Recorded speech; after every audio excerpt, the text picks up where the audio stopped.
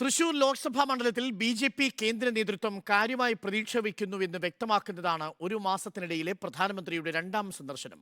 അയോധ്യയിൽ പ്രതിഷ്ഠാ ചടങ്ങ് നടക്കാനിരിക്കെ കേരളത്തിലെ പ്രധാന ശ്രീരാമക്ഷേത്രമായ തൃപ്രയാറിൽ മോദി ദർശനം നടത്തിയെന്നതും ശ്രദ്ധേയമാണ്. ഗുരുവായൂരിൽ മൂന്നാം തവണയാണ് മോദി ദർശനം നടത്തുന്നത്.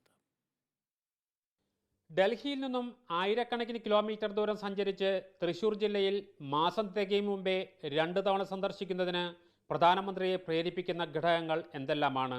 ഒരു ഭാഗത്ത് വ്യക്തിബന്ധമാണെങ്കിൽ മറുഭാഗത്ത് രാഷ്ട്രീയം തന്നെയാണ്. സുരേഷ് ഗോപിയുടെ വിജയം ലോക്സഭാ തെരഞ്ഞെടുപ്പിൽ ഉറപ്പിക്കാനുള്ള അവസാന ശ്രമവും നടത്തുകയാണ് ബി.ജെ.പി. ഗുരുവായൂരിൽ മൂന്നാം തവണയാണ് എത്തുന്നതെങ്കിൽ ശ്രീരാമക്ഷേത്ര ദർശനമായിരുന്നു ഇത്തവണത്തെ ശ്രദ്ധാകേന്ദ്രം.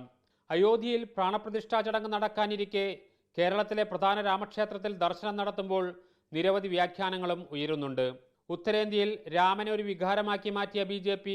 കേരളത്തിലും രാമവികാരം ഉയർത്താൻ പ്രധാനമന്ത്രിയുടെ ക്ഷേത്ര ദർശനം കൊണ്ട് കഴിയുമോ എന്ന് ശ്രമിക്കുകയാണെന്നാണ് പ്രധാന നിരീക്ഷണം. ഏതായാലും സുരേഷ് ഗോപിയുടെ വിജയത്തിൽ കുറഞ്ഞൊന്നും നരേന്ദ്രമോദി പ്രതീക്ഷിക്കുന്നില്ലെന്നതിന് തെളിവാവുകയാണ് ഗുരുവായൂർ തൃപ്രയാർ ക്ഷേത്ര ദർശനവും വിവാഹ ചടങ്ങിലെ സാന്നിധ്യവും. Reporter Jaison, reporter, Thrissur.